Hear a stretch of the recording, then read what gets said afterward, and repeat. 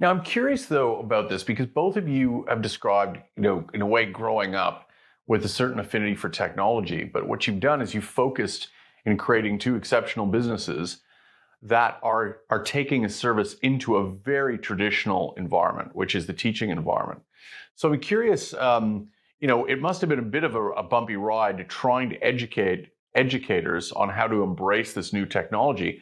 But during COVID, how has what's been happening in education accelerated, and what do you see coming next in terms of the role technology will play in education? Fred, why don't you start? It was a game changer. Like, we had believed that online learning would become more prevalent: virtual classrooms, tutoring, office hours, group collaboration, flipped classrooms. And we had been building it out for 10, 11 years. So when COVID hit, it put a huge demand on getting online, no more physical classrooms. So the teaching, the content was the same, the medium changed significantly.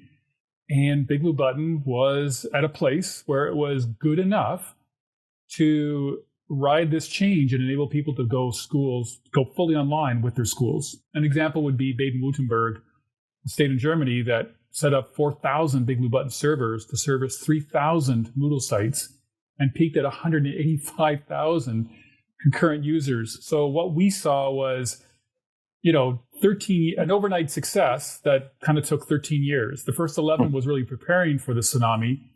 And then the 2 years felt like compressing 4 years of development in 2 years and staying ahead of the demand, which was exhilarating, terrifying, satisfying, and ultimately brought us to where, we have a world-class product for virtual classroom that I'm so pleased to have an opportunity to have a deeper integration with Moodle and ultimately deliver to the end teacher and students an even better experience. And Martin, what's your take on what changed during COVID, and what's next? It's interesting. I started at a university, and in the beginning, Moodle was really aimed at universities. And universities are where research happens, right? That's where PhDs are happening. That's where research programs are happening. And Moodle is very much based on research and the literature in learning. And to summarize all of that, we know learning happens best when you are actively constructing things for other people. So if you're making something for someone else, even if it's a video, but if you're writing something or creating something and interacting in a collaborative space, that's when you have a lot of little experiences that help consolidate learning. Just watching a video only, or just reading something, isn't enough. And that's why university learning has a lot of assignments and projects and all those things. And when you take it online, you can have a lot of micro interactions. You can have a lot more of that happening.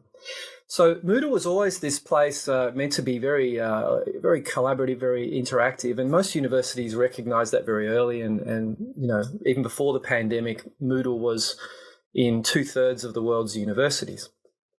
Now, from there, it's spreading into schools and workplaces quite fast.